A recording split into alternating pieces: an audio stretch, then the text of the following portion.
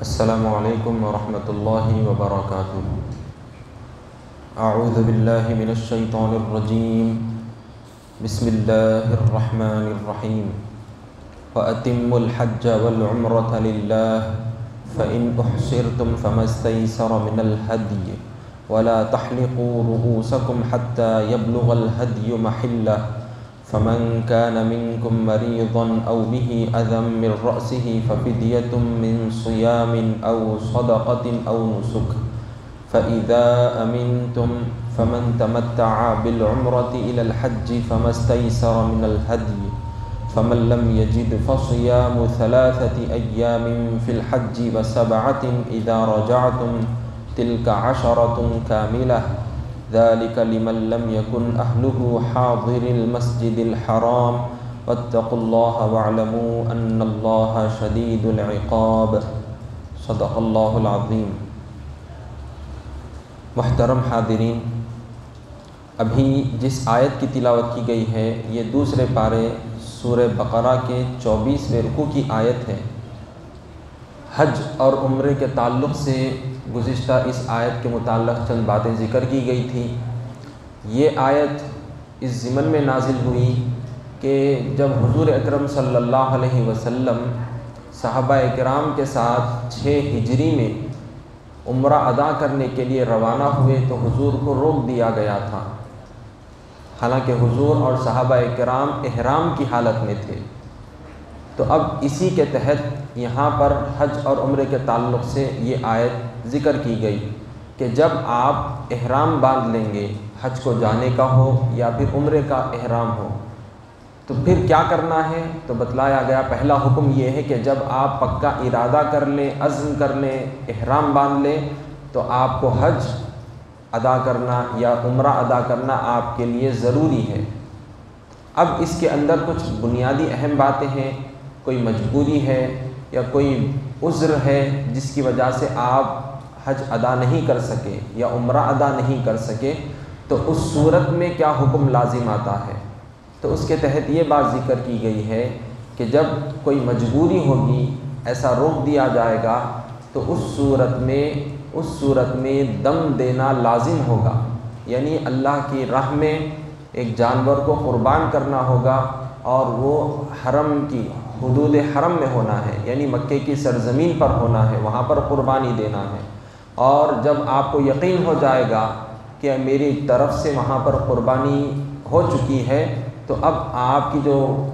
Flight miss ہو گئی تھی یا کوئی مجبوری تھی جہاں پر بھی آپ رہتے ہیں، تو اس کے بعد آپ اپنا احرام کھول سکتے ہیں اور اس کے بعد آپ اپنے سر کے بال منڈوا سکتے ہیں۔ تو حضور صلی اللہ علیہ وسلم نے بھی اس وقت یہی عمل فرمایا کہ جب حضور کو عمرہ کرنے سے کفار نے روک دیا تھا اور یہ بات طے ہوئی تھی کہ آئندہ سال عمرہ ادا کریں، تو لہٰذا اب تو حضور حالت احرام میں تھے، تو لہٰذا حضور صلی اللہ علیہ وسلم نے وہاں پر قربانی ادا فرمائی اور اس کے بعد اپنے سر کے بال منڈوا لیے اور احرام آپ نے کھول لیا۔ اور اس میں ایک بات یہ بھی ذکر کی گئی ہے کہ اگر آپ سے ممکن ہے، پاسبل ہے کہ آپ حدود حرم میں قربانی دم دے سکتے ہیں، تو آپ کو یہ عمل کرنا ہے۔ اگر آپ یہ صورت بھی اختیار نہیں کر سکتے کہ کوئی آپ کے لیے راستہ نہیں کہ حرم کی سرزمین پر آپ قربانی وہاں پر دم نہیں دے سکتے، کوئی چیز آپ کے لیے سہولت والی نہیں ہے، تو پھر آپ جہاں پر بھی رہتے ہیں اسی مقام پر جانور کو ذبح کر دیں اور پھر اس طرح سے آپ اپنے احرام کو کھول سکتے ہیں، اس کے بعد اپنے بال کٹوا لے سکتے ہیں اور احرام کی پابندی ختم ہو جائے گی، اور جو آپ کے ذمے جو دم تھا وہ ادا ہو چکا۔ اب اس کے علاوہ بھی کچھ اہم باتیں ہیں کہ حج کتنے قسم کا ہوتا ہے، اور پھر اس کے اندر جو پابندیاں ہیں، اگر کوئی خلاف ورزی کرے احرام کی حالت میں تو اس کے تعلق سے کیا احکامات ہیں۔ اب اس کے تعلق سے چند باتیں سن لیجئے۔ اللہ تعالیٰ کا پہلے یہ فرمان سنیے، ابتدائی آیت کا ترجمہ ہے کہ وَأَتِمُّوا الْحَجَّ وَالْعُمْرَةَ لِلَّهِ فَإِنْ أُحْصِرْتُمْ فَمَا اسْتَيْسَرَ مِنَ الْهَدْيِ وَلَا تَحْلِقُوا رُؤُوسَكُمْ حَتَّى يَبْلُغَ الْهَدْيُ مَحِلَّهُ، یعنی اور جب نیت کر لو تو اللہ کی خوشنودی کے لیے حج اور عمرہ پورا کرو، پھر اگر تم راستے میں روکے جاؤ تو جو قربانی میسر ہو وہ کر دو، اور جب تک قربانی اپنے ٹھکانے نہ پہنچ جائے اپنے سر نہ منڈاؤ۔ تو لہٰذا جیسا بھی یہ بات ذکر کی گئی ہے کہ کسی مجبوری کے تحت آپ احرام باندھنے کے بعد آپ حج ادا نہیں کر سکے یا عمرہ ادا نہیں کر سکے تو آپ پر دم دینا ضروری ہے۔ حدود حرم میں ہو تو وہ بالکل پہلا طریقہ ہے، اگر وہاں نہیں دے سکتے تو جس مقام پر بھی ہے وہیں پر ذبح کر لیں، اس کے بعد آپ کی پابندی ختم ہوگی۔ اب یہاں سے دوسری بات اب شروع ہونے جا رہی ہے کہ آپ حالت احرام میں ہیں۔ احرام کیا ہوتا ہے؟ پہلی بات یہ یاد رکھ لیں کہ احرام نیت کرنے کا نام ہے، اور اس نیت کے ساتھ یہ لباس اختیار کرنا کہ جو مرد ہوتا ہے اس کے لیے تہبند اور ایک چادر ہوتی ہے اور اندر سلا ہوا کپڑا نہیں پہننا ہے، ٹھیک ہے؟ تو یہ چیز نیت کا نام ہے احرام، اور یہ کپڑے پہن کر یہ نیت کر لینا کہ میں اللہ کے گھر کی زیارت کروں گا، عمرہ ہو یا پھر حج ہو، یہ نیت کر لی جاتی ہے کہ میں حج کے لیے اب روانہ ہو رہا ہوں اللہ کے گھر کی زیارت کے لیے، یا میں حج کے لیے جا رہا ہوں، تو بہرحال یہ نیت کی جاتی ہے۔ تو جب آپ احرام پہن لیں گے، نیت باندھ لیں گے، آپ لنگی پہن لیے، ازار باندھ لیے اور چادر اوڑھ لیے اور یہ نیت آپ کر چکے ہیں، تو اب آپ احرام کی پابندیوں میں داخل ہو گئے۔ اب جب احرام کی پابندی میں داخل ہو گئے تو اب آپ کے لیے نہ خوشبو کا صابن استعمال کرنا ہے، نہ خوشبو کی کوئی چیز آپ کو استعمال کرنا ہے، اور نہ ہی سلے ہوئے کپڑے پہننا ہے۔ اور اسی طرح سے آپ جو دوسری اہم چیزیں ہیں، سر پر تیل لگانا، بہرحال زیب و زینت کی جو بھی چیزیں ہوتی ہیں، سر پر آپ تیل بھی نہیں ڈال سکتے، اور اسی طرح سے سر کے بال بھی نہیں نکال سکتے، نہ کٹنگ کروا سکتے ہیں اور نہ ہی جو ہے سر منڈا سکتے ہیں احرام کی حالت میں، اور نہ ہی آپ اپنے ناخن کو دور کر سکتے ہیں۔ کیوں؟ کیونکہ یہ احرام کی بڑی پابندیاں ہیں، یہ احرام کی پابندیاں ہیں۔ اگر آپ احرام باندھنے کے بعد کوئی ایسی مجبوری آ گئی کہ اب آپ کو سر پر تیل ڈالنا پڑ رہا ہے، سر میں بے انتہا درد ہو رہا ہے، یا کوئی دوا لگائی جا رہی ہے، یا آپ کو مار لگ گیا، زخم آ گیا، اب دوا لگانا ہے،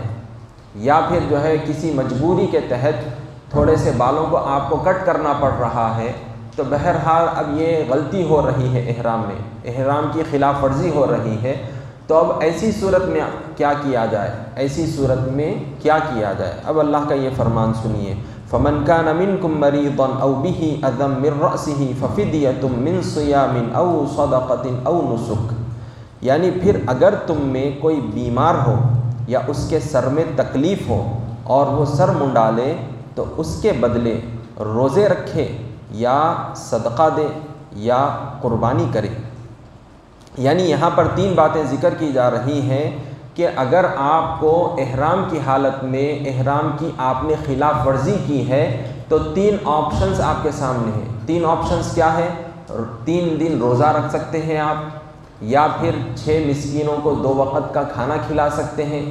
تیسرا آپشن یہ ہے کہ دم دینا ہے، یعنی اللہ کی راہ میں قربانی کے جانور کو ذبح کرنا ہے، قربانی دینا ہے، اس کو دم کہا جائے گا۔ تو یہ تینوں آپشنز آپ کے سامنے ہیں۔ کسی مجبوری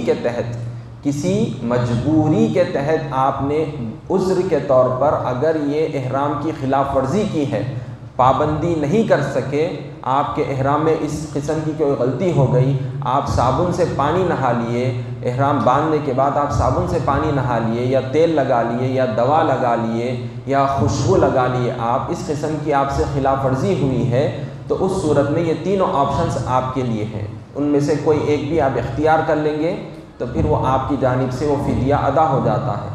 اگر آپ نے جان بوجھ کر مسائل معلوم رکھنے کے باوجود بھی احرام کی خلاف ورزی کی تو پھر آپ کو جانور ہی ذبح کرنا ہے۔ جانتے پر بھی آپ نے احرام کی خلاف ورزی کی ہے کہ کیا ہوتا ہے، کچھ بھی نہیں ہوتا، اس قسم کی بات کہتے ہوئے آپ نے سر کے بال نکال لیے احرام کی حالت میں، یا کاٹ لیے، یا ناخن کاٹ لیے، یا پھر جو ہے صابن سے پانی نہا لیے، یا پھر سلے ہوئے کپڑے پہن لیے، جان بوجھ کر اگر خلاف ورزی کریں گے تو دم دینا لازم آئے گا اس صورت میں۔ اب تیسری بات، اب یہاں پر جو بات ذکر کی جانے والی ہے وہ یہ ہے کہ جو شخص حج ادا کرے یا عمرہ ادا کرے، اب اس کے بعد اس کے لیے جو بتلائے گئے ہیں حج کے احکامات کہ حج کے 3 قسمیں ہیں، حج افراد، حج تمتع، حج قران۔ افراد یہ ہوتا ہے کہ صرف اور صرف اس میں حج ہی ادا کیا جاتا ہے، احرام جو باندھا جاتا ہے حج کا ہی احرام باندھا جاتا ہے اور صرف حج ہی ادا کیا جاتا ہے، اور یہ حدود حرم میں رہنے والوں کے لیے ہے یہ حج افراد۔ اب جو حرم سے باہر رہنے والے ہیں، میقات سے باہر رہنے والے لوگ ہیں، چاہے وہ کسی بھی ملک کے ہوں، تو وہ قران یا پھر تمتع 2 میں سے کوئی بھی ادا کر سکتے ہیں۔ تو افراد کیا ہے؟ صرف اور صرف حج کی نیت کر کے حج ادا کرنا ہے۔ قران کیا ہے؟ قران یہ ہے کہ آپ احرام جب باندھ لیں گے 2 نیتیں کرتے ہیں کہ اسی حالت احرام میں عمرہ بھی ادا کروں گا اور حج بھی ادا کروں گا، تو اس کو کہتے ہیں قران۔ یعنی آپ احرام باندھ لیے اور یہ نیت کر لیے اور جا کر سب سے پہلے آپ کو عمرہ ادا کرنا ہوگا، اور جب عمرے سے فارغ ہو جائیں گے تو وہی احرام کی پابندی آپ پر لاگو رہے گی۔ پھر جب حج کے دن شروع ہو جائیں گے 8 ذی الحجہ سے، تو پھر اسی حالت احرام میں آپ کو پھر حج ادا کرنا ہے، یہ قران کہا جاتا ہے۔ اب رہا حج تمتع،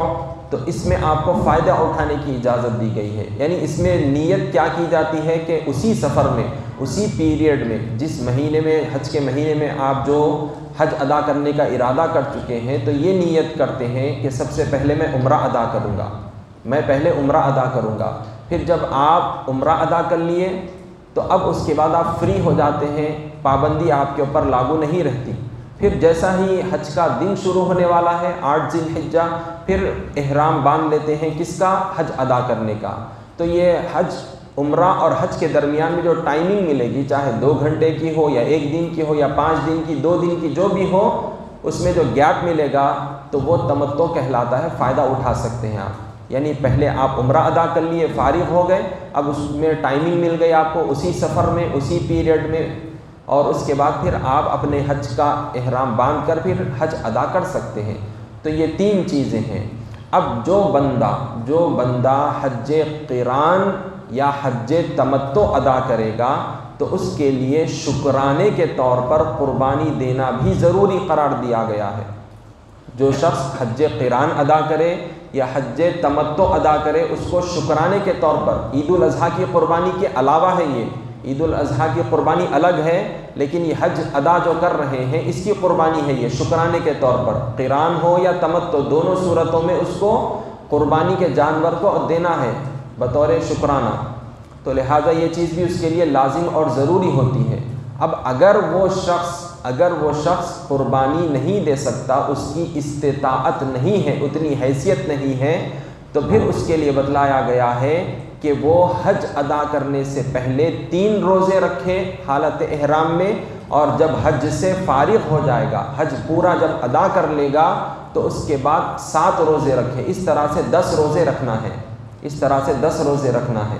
اب یہی باتیں اب آپ کو یہاں پر ملیں گی، اور یاد رکھیں کہ حج کے مہینے کیا ہوتے ہیں؟ ماہ شوال، ذوالقعدہ، ذوالحجہ کے 10 دن، تو یہ حج کے ایام کہلائے جاتے ہیں۔ تو ان دنوں میں آپ 3 روزے کبھی بھی رکھ سکتے ہیں، لیکن احرام کی حالت میں رکھنا ہے اور حج ادا کرنے سے پہلے۔ جو استطاعت نہیں رکھ سکتا اس کے لیے یہ مسئلہ ہے۔ اب اللہ کا یہ فرمان سنیے کہ فَمَن تَمَتَّعَ بِالْعُمْرَةِ إِلَى الْحَجِّ فَمَا اسْتَيْسَرَ مِنَ الْهَدْيِ، یعنی پھر جب تم مطمئن ہو جاؤ تو جو کوئی عمرے کو حج سے ملا کر فائدہ اٹھانا چاہے تو جو قربانی میسر ہو کر دے۔ فَمَن لَّمْ يَجِدْ، پھر جس کو قربانی نہ ملے، قربانی نہ کر سکے، استطاعت نہ ہو، فَصِيَامُ 3 أَيَّامٍ فِي الْحَجِّ، تو حج کے دنوں میں 3 روزے، اور واپسی میں وَسَبْعَةٍ إِذَا رَجَعْتُمْ، اور واپس آنے کے بعد 7 روزے رکھے۔ تِلْكَ عَشَرَةٌ كَامِلَةٌ، یہ پورے 10 دن ہوئے۔ ذَلِكَ لِمَن لَّمْ يَكُنْ أَهْلُهُ حَاضِرِ الْمَسْجِدِ الْحَرَامِ، یہ حکم اس شخص کے لیے ہے جس کے اہل و عیال مسجد حرام کے پاس یعنی مکہ شریف میں نہ رہتے ہوں، یعنی حدود حرم سے باہر رہنے والے کے لیے یہ روزوں کا مسئلہ ہے۔ وَاتَّقُوا اللَّهَ وَاعْلَمُوا أَنَّ اللَّهَ شَدِيدُ الْعِقَابِ، اور اللہ سے ڈرتے رہو اور یقین رکھو کہ اللہ نافرمانوں کو سخت عذاب دینے والا ہے۔ وصلی اللہ تعالی وسلم علی خیر خلقہ سیدنا محمد وعلی آلہ واصحابہ اجمعین، الحمد للہ رب العالمین۔